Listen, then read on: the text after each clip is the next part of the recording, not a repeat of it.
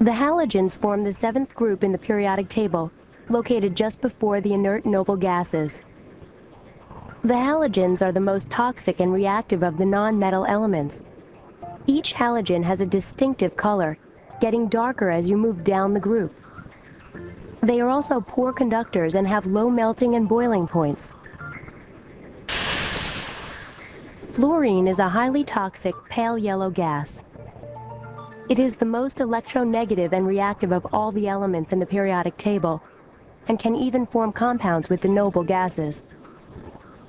Because of its immense reactivity, it is difficult to isolate and store in its pure form. Chlorine is a yellowish-green gas that combines with nearly all elements. We use chlorine's high water solubility to our advantage by adding it to drinking water to kill harmful bacteria. Bromine is the only non-metallic element that is a liquid at room temperature. It is isolated from seawater for industrial use. It is a brown, noxious, and heavy liquid that is highly corrosive to human flesh, causing sores when exposed to skin.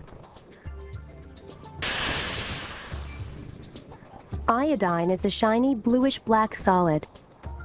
Heating iodine to just over room temperature causes it to spontaneously sublime, meaning that it changes directly from a solid into a gas. Iodine readily reacts with most elements in the periodic table, but it will be displaced from its compounds by any of the lighter and more reactive halogens. Astatine is the only radioactive element of the halogen group. The longest half-life recorded for this element is just over 8 hours. Astatine has a metallic appearance and is semi-metallic in nature. The halogens are typical nonmetals with relatively low melting and boiling points. The melting and boiling points increase steadily going down the group. Fluorine and chlorine are gases at room temperature. Bromine is a reddish-brown liquid, and iodine and astatine are solids. Halogens readily combine with hydrogen to form hydrogen halides. These covalent compounds quickly dissolve in water to form extremely strong acids. Hydrogen fluoride is used to strip solid gold from circuit boards. The human body uses the super strength of hydrochloric acid to break down anything in the stomach. Looking at the periodic table can help explain the reactivity of the halogens. Here, the elements are listed in order of their atomic number, which represents the number of protons in an element's nucleus.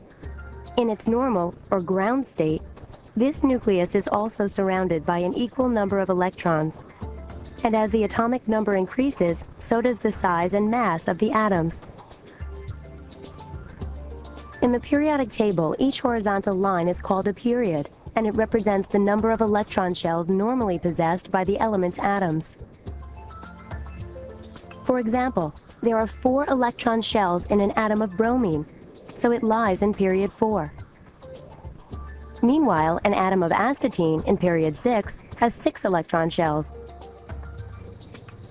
As you read across the table from left to right, the vertical lines of elements are called groups.